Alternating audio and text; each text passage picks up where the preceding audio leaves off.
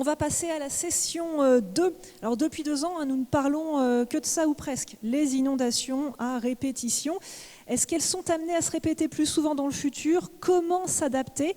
Eh bien, pour en parler, je vais demander à Kevin Floury, présentateur météo et climat à BFM TV, de nous rejoindre sur scène. C'est lui qui va animer cette session. Il va être accompagné de Simon Blacker, directeur au Generali Climate Lab, de François Gourand, prévisionniste à Météo France et amateur des pôles, et de Pénélope Comitès, adjointe à la maire de Paris, chargée de l'innovation, de l'attractivité, de la prospective Paris 2030 et de la résilience. Je vais vous donner le micro.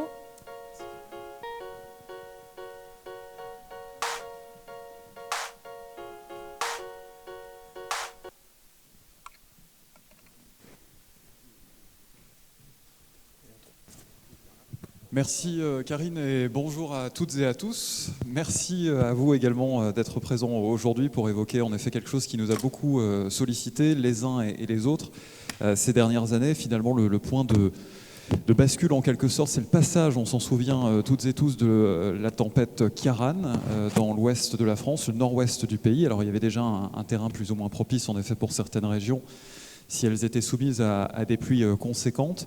Mais depuis ce mois de novembre 2023, les inondations, les vigilances oranges, parfois rouges, se sont multipliées un peu partout sur notre territoire. Encore récemment, au début de l'année, dans le nord-ouest du pays, avec parfois des épisodes qui ont pu apporter un mois de précipitation en 5 jours. On se souvient de la Bretagne. Plus récemment encore, dans le sud-ouest, la Charente-Maritime, mais également le département de la Gironde. Alors pour parler justement de ces 2 années un peu compliquées, de ces précipitations intenses, 3 invités, un peu différents, mais c'est là que la discussion va être passionnante.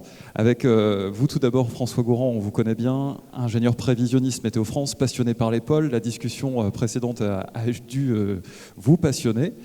Je suis heureux également d'accueillir Pénélope Comitès, adjointe à la maire de Paris. Il y a eu d'ailleurs, il y a quelques jours, au sein des mairies d'arrondissement, un événement, et on en reparlera dans quelques instants. Et puis Simon Blacker, merci également d'être avec nous. Les assurances ne sont pas que là pour rembourser des sinistres, et on va voir que vous avez encore un rôle majeur en lien avec un laboratoire de Generali, et on essaiera de comprendre comment ça fonctionne, quelles sont les méthodes de prévention que vous mettez en place à travers cette discussion. Évidemment, pour entamer cet échange, François Gourand, qu'est-ce qui s'est passé? Question très simple. Ces derniers mois, ces 2 dernières années, sur notre territoire, avec des pluies et des inondations importantes un peu partout. Alors, oui, bonjour à tous. Donc, effectivement, on a eu une succession d'épisodes perturbés. En fait, l'atmosphère... on le voit, le changement climatique est déjà une réalité, c'est des extrêmes en fait, qui varient un peu d'un mode à l'autre. Il faut se souvenir quand même qu'en 2022 et 2023, on parlait surtout de la sécheresse, il faisait très chaud et souvent très sec, notamment 2022. Et à cette époque, donc, on parlait beaucoup de ça, et en fait, on disait non mais attention, faut pas croire que c'est notre climat futur, ça. La pluie va revenir, et quand elle reviendra, certainement, elle fera parler d'elle. Effectivement, à partir de l'automne 2023, au mois d'octobre, on a eu une succession d'épisodes perturbés. L'atmosphère s'est en quelque sorte a bloqué la circulation atmosphérique sur un mode qui a perduré jusqu'au début quasiment de cette année, avec assez peu de pauses, et ça a donné donc des perturbations successives sur tout le territoire, mais particulièrement sur une moitié nord du pays, qui a été très affectée. On se souvient dans le Pas-de-Calais avec ces inondations à répétition, dans des proportions records. Enfin, on parlait de crues centenales qui revenaient plusieurs fois dans l'année. Enfin, en termes de statistiques pures, c'est quasiment improbable comme phénomène.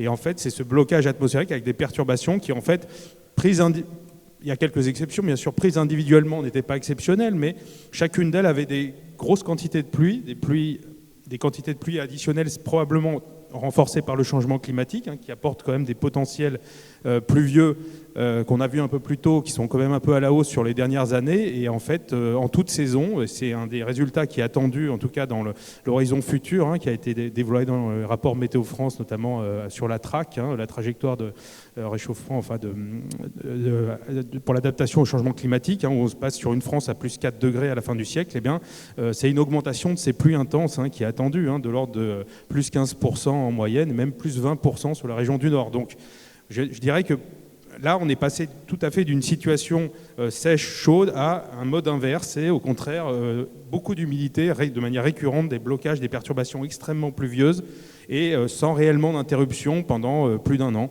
Donc voilà. Ce que vous évoquiez à l'instant, il y a un article très bien fait d'ailleurs sur le site de Météo France qui est consultable par tous dans la rubrique Actualité avec de belles infographies, et je vous invite à aller le consulter. C'est vrai que ce qui est frappant avec le Pas-de-Calais, j'ai pris quelques notes.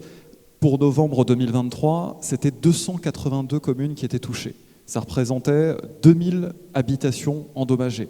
On se rappelle qu'il y a eu un autre épisode de vigilance rouge au début de l'année suivante, janvier 2024, avec là aussi des quantités de pluie astronomiques, et 191 communes de nouveau également concernées par les inondations. Ce qui est quand même frappant, c'est que l'on était face alors, à des perturbations, vous l'avez dit, mais aussi à des personnes qui se retrouvaient les pieds dans l'eau. La situation s'améliorait, il y avait des déclarations d'assurance évidemment qui se mettaient en place, et puis de nouveau, on avait ce train perturbé, pluvieux, en provenance de l'océan Atlantique. Ça, c'est quelque chose qui peut se reproduire à la fin de l'année, dans 2 ans, dans 3 ans. Est-ce qu'on a un rythme précis sur ça ? Alors, le rythme précis, non, c'est difficile. On est dans la variabilité interannuelle des phénomènes, c'est-à-dire on voit bien des périodes d'années très sèches, avec, on le sait dans les projections, des sécheresses qui vont être plus longues, plus sévères, plus intenses et concerner tout le territoire, même jusqu'au nord. D'ailleurs, petite anecdote, dans le nord de la France, dans les Hauts-de-France, on parle plutôt de sécheresse en ce printemps 2025, comme quoi les choses peuvent vite changer, avec quelques mois où il pleut quasiment plus sur ces mêmes régions qui avaient les pieds dans l'eau. Donc c'est ça un peu, il faut s'habituer certainement à passer par ces extrêmes de manière assez rapprochée, comme on le voit, avec des extrêmes toujours un peu plus violents. Le trimestre février, mars et avril, record en termes de basse pluviométrie, en effet, dans le Nord-Pas-de-Calais. Et parfois, on a des stations météo, un bon nombre d'ailleurs, à 0 mm pour les 15 premiers jours du mois de mai. Là encore, c'est du jamais vu. Pour le Pas-de-Calais, les inondations globales ont concerné un territoire important, 540 000 personnes. Et donc, on estime à 315 communes le nombre de villes et de petits bourgs qui auront été touchés par cette catastrophe naturelle. Je vais me tourner vers vous, Simon Blaquière, parce que vous évoquiez en effet tout à l'heure la répétitivité de ces phénomènes. Est-ce que vous pouvez déjà, pour l'Assemblée, nous rappeler votre fonction précise? Parce que quand on pense à Generali, on pense évidemment à l'assurance, comme on l'imagine toutes et tous. Mais quelle est la mission précise de Generali Climate Lab? Et les 2 derniers mots sont importants. Oui, bonjour à tous. Donc, le Climate Lab, c'est une entité qui a été lancée il y a 10 ans chez Generali France et qui est une équipe pluridisciplinaire. On va retrouver des hydrologues, des géomaticiens, des statisticiens. Et les 2 objectifs de cette équipe sont d'une part de travailler sur la modélisation des catastrophes naturelles, mieux comprendre l'ensemble des périls qui exposent un assureur. C'est la tempête, la grêle, la sécheresse, l'inondation, le cyclonique, notamment dans les territoires ultramarins. Et ça, c'est extrêmement important. L'enjeu de la modélisation, si je fais le lien avec l'inondation, le premier enjeu, c'est de cartographier. Quelles sont les zones de risque inondation sur le territoire français, les crues lentes, les crues rapides, les phénomènes de ruissellement. Et ça, c'est essentiel pour bien comprendre, quand on a un portefeuille de près de 2 millions de bâtiments assurés en France, on se doit de comprendre quel est le niveau d'exposition de chacun de nos clients. Ça, c'est le premier aspect. Et on travaille avec pas mal d'organismes. On a pas mal de thèses aussi dans l'équipe qui font le lien avec les labos scientifiques pour être à la pointe. Et on travaille évidemment avec Météo France. On y reviendra.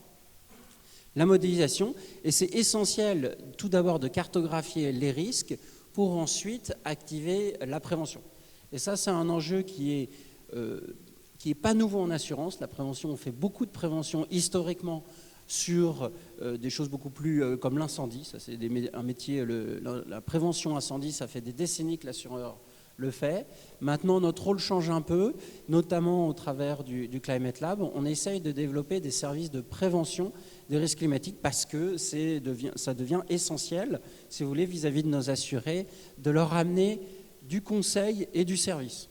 Et c'est bien les deux aspects qu'on essaye de développer. Du conseil, notamment pour expliciter quelle est l'exposition. Je pense qu'il y a eu un sondage d'assurance prévention qui montrait que moins d'un Français sur deux connaissait son exposition aux risques naturels. Et ça, c'est extrêmement important sur les multipérils auxquels on est exposé, d'expliciter. Et ça, c'est un devoir plutôt de conseil. Ça, on a développé un service ensemble face au risque qui est assez simple. Vous mettez votre adresse, vous avez votre exposition en métropole, et on l'a déployé l'année dernière à La Réunion, précise sur le risque inondation, tempête, grêle, sécheresse, cyclonique. Et il y a ce qui est plus complexe et sur lequel j'espère qu'on reviendra parce que c'est l'enjeu qu'il y a devant nous, c'est quels sont les services qu'on peut apporter. Je pense qu'il on est tous d'accord, on le voit dans les statistiques, on le voit dans les sinistres indemnisés, une accélération très importante des dommages assurés. D'une décennie à l'autre, on prend plus 20%. 20 à 30%. Les derniers rapports montrent que même en rythme annuel, on est plutôt sur une tendance de plus 5 à 7% des dommages assurés en France. Donc ça, c'est indéniable que l'augmentation des températures, le réchauffement climatique dans son ensemble engendre une augmentation importante des dommages. Par contre, là où il y a un aspect qui est extrêmement important, notamment pour un assureur dont le job c'est d'assurer, c'est de trouver des moyens pour permettre de prévenir, pour conditionner quelque part, pour aider à maintenir l'assurabilité. Et les services de prévention dans leur ensemble, on y reviendra, sont essentiels pour aider nos clients, aider les assurés, aider les individus, les particuliers comme les entreprises. Et il faut quand même s'entourer en effet d'organismes sérieux. Vous avez fait le choix d'aller vers une filiale notamment de Météo France pour la partie prévention, Predict Service, qui est assez connue, hein, évidemment. On les voit régulièrement dans les médias, ils interviennent énormément auprès des communautés d'agglomération, des villes. Comment se passe l'échange justement avec les organismes? Alors Copernicus pour la modélisation, vous avez aussi Predict Service. Comment vous travaillez pour agglomérer vos sources d'informations pour que demain, votre prévention soit meilleure? De manière générale, l'enjeu pour nous, c'est de travailler en architecture la plus ouverte possible. Vous avez raison, on travaille avec Copernicus, le CMWF, c'est un fournisseur européen de data, ils sont extrêmement pointus. Et ça, pour nous, c'est essentiel de s'enrichir de toute la data climatique. Ils ont ce qu'on appelle une réanalyse historique. C'est toujours intéressant parce qu'avant de faire des projections, on aime bien regarder ce qui s'est passé dans le passé. Et le CMWF, Copernicus, a fait des réanalyses du climat passé, donc c'est de rejouer le climat de 1940 à aujourd'hui, à 2024, les conditions de vitesse de vent, de précipitation, d'énergie convective. Et ça, c'est très important, très intéressant, parce que avant de se projeter, avant de faire de la projection, l'enjeu, c'est déjà de comprendre ce qui s'est passé dans le passé. Quelle est la variabilité qu'on a sur les tempêtes, les grêles, les précipitations intenses? Ça, c'est essentiel pour justement faire ce que j'explicitais, le cartographier le territoire, cartographier les risques. Où sont les zones à risque? C'est sûr qu'on ne va pas s'exprimer de la même manière à un habitant qui habite un étage d'un immeuble haussmannien à quelque part quelqu'un qui a une maison dans le sud-est près d'un talweg sec. Donc ça, c'est quand même un enjeu de rejouer le passé pour comprendre la variabilité climatique, comprendre finalement quelles sont les potentielles zones de risque et évidemment de commencer à faire des projections. Ça, c'est la partie data, modélisation, et il est certain que Copernicus, par son approche très ouverte, data, est extrêmement riche. Et vous avez cité un autre service. Évidemment, il n'y a pas meilleur quelque part que Météo France pour faire de la prévision, de la prédiction à court terme. Et la filiale de Météo France Predict Service est un service qui est maintenant assez bien intégré chez la plupart des assureurs, qui est essentiel à deux titres. Le premier, pour un assureur, c'est de prévenir quand il y a un événement qui va se produire. En amont de l'événement, on envoie des SMS pour prévenir nos assurés, leur donner des conseils simples. C'était très intéressant dans la table ronde précédente sur le risque feu de forêt. C'est vrai que 9, je retiens le chiffre, 9 incendies sur 10 c'est d'origine humaine. Eh bien, sur les catastrophes naturelles, il y a plein de conseils simples qu'on peut donner à nos assurés, à nos clients, en amont d'un événement. Et donc, on envoie des SMS pour les prévenir. On a fait ça il y a 2 semaines, d'ailleurs, sur la grêle parisienne, parce qu'elle a été quand même inattendue. Et derrière, le service sanitaire français Prédict, pour avertir les gens. Et il y a un deuxième aspect, j'en finirai là, sur l'usage de Prédict, de prévenir en amont et de prévenir en aval. Ça, on envoie, l'ordre de grandeur, on a envoyé en 2024 2 millions de SMS à nos clients. Et en aval, post-événement, quand vous savez exactement où la grêle a eu lieu, où l'inondation a eu lieu, ça nous permet d'être proactifs vis-à-vis de nos clients pour leur dire, écoutez, nous on peut vous donner un service pour notamment les entreprises, pour la remise en état de l'entreprise le plus vite possible, ou on peut leur dire, déclarez le plus vite possible votre sinistre. L'ordre de grandeur, c'est l'an dernier 2 millions de SMS envoyés avant l'événement. Post-événement, comme on a été beaucoup plus précis, parce qu'on sait exactement où il a plu, où il a grêlé, c'est 130 000 suivis sinistres qu'on a fait auprès de nos clients. Et donc ça, c'est vraiment un service essentiel qui nous permet d'être très proactifs vis-à-vis de nos clients. Pénélope Comitas, je vous voyais réagir tout au long des mots, des paroles, vous buviez les paroles de François Gourand à l'instant et de l'assureur. Évidemment, une ville comme Paris doit se préparer, se prépare à des épisodes de crues majeurs. Je le disais en introduction, il y a quelques jours, dans les mairies d'arrondissement, vous avez organisé un grand événement qui a vocation à sensibiliser justement la population à ce risque météorologique.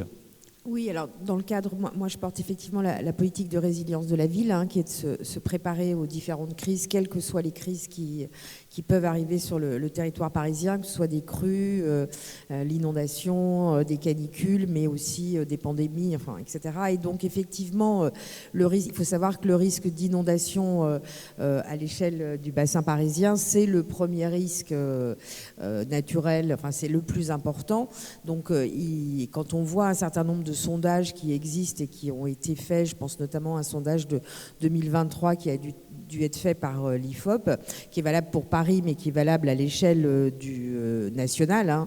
C'est-à-dire que tout le monde vous dit, on n'a pas le sentiment d'être préparé du tout, on ne sait pas si on est dans une zone inondable, etc. Même si quand vous achetez quelque chose, les documents sont annexés à vos actes de vente, mais visiblement on ne les lit pas. Donc il y a une absence d'information, il y a un sentiment d'absence d'information, un sentiment d'absence de sensibilisation, à la différence, je dirais, de pays du nord de l'Europe ou de pays asiatiques qui sont effectivement extrêmement formés, qui ont des exercices réguliers, etc. Donc nous, on a effectivement décidé à Paris de sensibiliser les Parisiens à différents risques et effectivement cette semaine on avait organisé de manière simultanée dans les 17 mairies d'arrondissement une sensibilisation aux inondations. D'abord apporter une information aux Parisiens, c'est quoi les inondations à Paris, parce qu'il y a 3 types d'inondations. En fait, il y a effectivement la crue de la Seine, parce qu'on sait qu'un jour ou l'autre elle va arriver, peut-être dans 2 mois, 6 mois, mais elle arrivera, quoi qu'on ait fait et quoi que tous les ouvrages qui ont été mis en place depuis des décennies maintenant, la crue, elle arrivera. Il y a les remontées de nappes dans toutes les caves parisiennes potentiellement. Et puis il y a le phénomène du ruissellement urbain qu'on voit de plus en plus et qu'on voit dans des quartiers particuliers dans Paris. Alors expliquer ça aussi aux gens et expliquer aussi aux Parisiens que quand vous leur parlez d'inondation, ceux qui sont un petit peu sensibilisés, je dirais, c'est ceux qui habitent dans le coin, pas très loin de la Seine, dans certains arrondissements particuliers. Et puis les autres, on est loin, on est loin de la Seine. Et quand on leur dit, oui, d'accord, effectivement, vous n'aurez peut-être pas les pieds dans l'eau, y compris au 5e étage, c'est sûr que vous n'aurez pas les pieds dans l'eau au 5e étage, ni même dans votre arrondissement, mais les effets de la crue sur tout ce qui est réseau, infrastructure, chauffage, électricité, assainissement, eau potable, etc., vous allez les avoir. Donc, alors effectivement, il y a petit moment, il y a des cartes qui, sur Paris aujourd'hui, sont extrêmement précises, qui indiquent effectivement, vous pouvez le chercher, suivant votre rue, vous habitez dans cette rue, vous aurez les pieds dans l'eau ou vous serez impacté par tel et tel effet. Et donc, on a essayé d'expliquer ça, d'essayer d'expliquer avec la préfecture de police et la préfecture de zone, parce que je rappelle qu'à Paris, c'est la seule, il n'y a pas une différence avec tous les autres départements français, c'est la préfecture de police et la préfecture de zone qui gèrent les crises à Paris et qui déclenchent les alertes, et essayer d'expliquer effectivement ce qu'il faut faire, comment est-ce qu'on peut se préparer, comment est-ce qu'on fait son kit d'urgence, qu'est-ce qu'on met dans un kit d'urgence, comment est-ce que dire aux gens aussi que sur Paris, la crue, si c'est une crue, elle va pas arriver en 3 minutes. Voilà, il y a un minimum de temps quand même. Ceci étant dit, pour que les autorités, État, ville, l'établissement public des Grands Lacs de Seine, la métropole du Grand Paris, etc., puissent prévenir bien évidemment les habitants avec un système aussi téléphonique qui est géré. Il y a un laps de temps et le mot d'ordre est évacuer. C'est-à-dire que quand une crue va arriver, mais pensez en amont à avoir, soit vous avez un point de chute parce que vous avez une résidence secondaire, mais cherchez dès à présent un point de chute chez des amis. C'est ce que vous indiquez très clairement sur votre site internet. En cas de crue, il faut évacuer. Il faut évacuer. Parce même que... quitter le bassin parisien si vous le pouvez pour rejoindre des résidences. Et quittez-le pas 2 jours avant. Parce que vous ne pourrez plus le quitter. Alors, pourquoi est-ce qu'on demande aux gens de quitter ? Parce qu'effectivement, Paris a une population extrêmement importante et qu'il va falloir aider les populations les plus vulnérables et que moins il y aura de monde dans Paris au moment de la crue, mieux ce sera. Expliquer aussi aux Parisiens que la crue, c'est non seulement les pieds dans l'eau, les impacts, mais c'est les impacts aussi sur les transports, donc bien évidemment sur le travail. Il y a une partie des lignes de RER et de RATP, etc., qui ne vont plus fonctionner, voilà, très rapidement. Donc ça, il faut aussi le savoir. Et puis expliquer que la décrue, elle est lente. C'est-à-dire qu'une fois que vous avez de l'eau, la dernière, de mémoire, la décrue sur la crue de 1910, c'est 45 jours. Et aujourd'hui, on estime que ça peut prendre plusieurs mois. Donc c'est extrêmement important, je dirais, d'indiquer et d'informer, de sensibiliser les habitants à ces risques, d'essayer de développer une culture de risque pour que on évite, et c'était la volonté de la maire de Paris, pour qu'on évite surtout ce qui s'est passé à Valence au mois de septembre, un certain nombre d'attitudes, de gestes, parce que pas informés, où on descend dans les parkings, on va chercher sa voiture. Donc, et on avait... Quand on a fait cette soirée mercredi soir, l'Association française pour les risques naturels et technologiques qui nous avait prêté des simulateurs où vous aviez une simulateur où vous poussiez une porte avec 20, 30, 40 cm. Bon, moi, 20 cm, j'ai pas poussé, ça, j'ai pas réussi, voilà. Et vous montez dans une voiture et vous avez de l'eau, c'est pareil, 5, 10, 15, 20, 30 cm. À 10 cm, vous ouvrez plus la porte de votre voiture. Donc, vraiment, ne montez pas dans une voiture, oubliez la voiture. Et c'est des choses qu'on va faire de manière à répétition. C'est la même chose pour les canicules, c'est la même chose pour d'autres phénomènes, parce que on n'a pas dans ce pays de culture de risque, et on sait que le changement climatique, c'est pas on n'est pas climato-sceptique.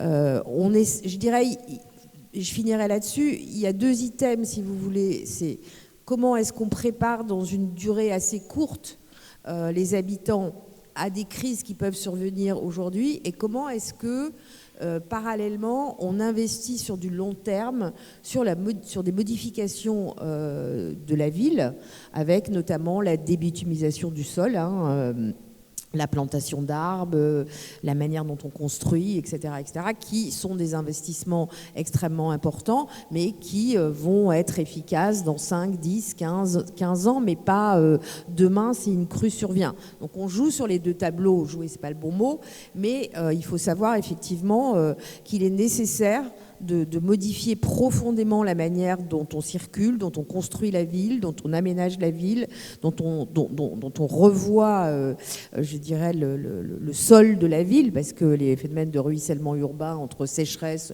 ou inondation sont quand même très impactants. Et voilà, c'est ça qui est urgent pour nous. Vous parliez de simulateurs, il y aura un grand exercice à la fin de l'année avec tous les services réunis, alors les autorités locales, la mairie de Paris, mais aussi voilà, les pompiers, les associations de sécurité civile. L'enjeu, c'est aussi alors, de faire de la communication à travers, évidemment, pour les Parisiens, cet événement, mais aussi de mettre en situation réellement des habitants. Oui, alors c'est un exercice c'est un exercice qui est piloté par la préfecture de police et la préfecture de zone à l'échelle de la zone de défense.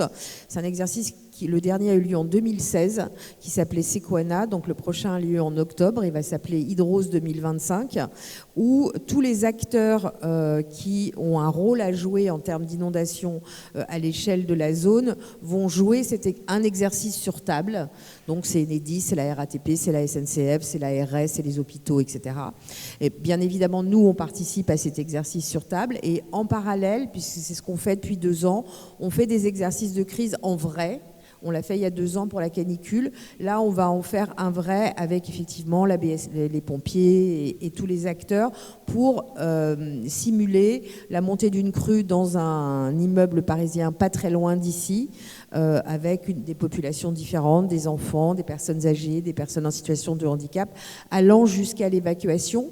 Parce qu'il faut aussi que les Parisiens comprennent que quand il va y avoir une crue, on va vous dire d'évacuer. Et puis à un moment donné, vous allez avoir des ordres d'évacuation. Et puis si vous évacuez pas, on va vous évacuer d'office. François Gourand, revenons à nos perturbations, nos nuages, nos pluies et nos orages. Parce qu'il y a 15 jours, à quelques heures près, un orage a concerné une grande partie du bassin parisien. Paris, alors on a vu ces images spectaculaires évidemment de grêlons s'abattant dans les Yvelines, mais aussi sur certains quartiers parisiens. Et puis il y a eu la pluie, il y a eu des inondations. On parlait de ruissellement urbain à l'instant. Les grandes perturbations atlantiques, ce n'est pas le seul risque. Le réchauffement climatique amplifie aussi les précipitations sous les orages. Oui, c'est les précipitations intenses, en effet, qui tombent en très peu de temps. Alors sur cet orage parisien, vraisemblablement la grêle a pu déjà hacher un peu des feuilles qui sont tombées avec la grêle, donc elle a bouché un peu les réseaux d'évacuation d'eau, donc parce que les quantités observées dans les stations qu'on a pu avoir sur Paris, c'est de l'ordre il y a par endroit il y a une dizaine de millimètres, je crois, qui est tombé en 6 minutes. Donc c'est beaucoup d'eau. Enfin, c'est beaucoup d'eau. Dans l'absolu, c'est pas énorme, mais en 6 minutes, c'est beaucoup d'eau. Donc ça fait très vite des grosses quantités d'eau qui ensuite ruissellent sur le bitume et vont vers les points bas, s'accumulent. Et si les réseaux d'évacuation sont un peu obstrués par des feuilles, là peut-être causées par la grêle en l'occurrence, c'est vrai que ça, assez vite, l'eau ne peut plus s'évacuer. Donc elle monte et elle va déborder dans des zones un peu inhabituelles, donc dans certains points bas de certains quartiers et ou dans les stations de métro, comme ça a été vu dans les réseaux sociaux. Donc c'est vrai que ça, c'est ces situations de pluie éventuellement assez brèves mais intenses. Oui, effectivement, avec des potentiels pluvieux en augmentation, on a ces pluies extrêmes en intensité qui peuvent se produire effectivement de plus en plus fréquemment. C'est un risque tout à fait à prendre en compte. On parlait en effet des feuilles hachées par la grêle, par les fortes pluies. Évidemment, ça ne veut pas dire qu'il ne faut pas végétaliser nos villes, mais évidemment, c'est parfois un facteur aggravant. Phénomène qui peut se produire partout en France. On a vu des images l'été dernier de petites communes inondées à cause justement de l'intensité des pluies, puis des arbres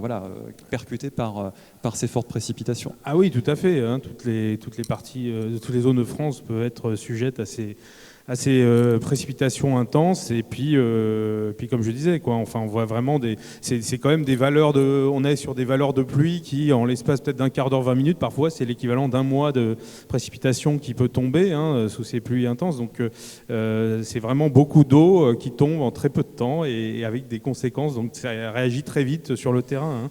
Beaucoup de personnes dans l'Assemblée sont évidemment sensibles à ces questions météorologiques, climatologiques, et certaines sont expertes. Est-ce que concernant les inondations, les pluies, c'est tout le territoire qui est à risque par rapport, alors évidemment il faut prendre en compte la géographie, il faut prendre en compte les différents climats, mais est-ce que globalement, si on fait un résumé, est-ce qu'on peut dire que la France hexagonale, métropolitaine, est de façon générale soumise à un risque de pluie plus accru dans les années qui viennent ? Oui, il n'y a pas vraiment de région. Il y a toujours des détails régionaux qui sont faits, par exemple dans les prévisions, comme je disais, dans les projections. Plutôt l'augmentation des précipitations extrêmes peut-être un peu plus marquée sur le nord, mais en fait c'est tout le territoire qui est concerné. C'est déjà constaté sur les épisodes méditerranéens, sur la partie donc française de l'arc méditerranéen, où les précipitations les plus intenses en proportion, celles-là, elles ont tendance déjà à augmenter en intensité. C'est déjà observé sur les décennies récentes. Donc il n'y en a pas forcément plus, mais disons que quand ils se produisent et qu'ils sont particulièrement intenses, ils sont encore plus intenses. Donc c'est vrai dans les régions méditerranéennes bien sûr, et puis c'est vrai, comme on le disait, sous les perturbations peut-être plus classiques des moyennes latitudes, avec ça a été beaucoup popularisé ces dernières années, les rivières atmosphériques, donc ces rubans en fait d'humidité venus des latitudes subtropicales, en fait, qui se chargent en humidité sur les océans de plus en plus chauds, donc qui évaporent davantage, avec donc des masses d'air plus chargées en eau quand elles arrivent sur notre pays. Donc quand les perturbations finalement font précipiter cette eau, eh bien il y a davantage d'eau qui arrive, et ça touche là toutes les régions de France, même la Bretagne, enfin bon, des régions on imagine peut-être moins ce risque d'inondation par pluie intense. Donc oui, je pense qu'on ne peut pas dire qu'il y a une zone de France qui soit vraiment épargnée.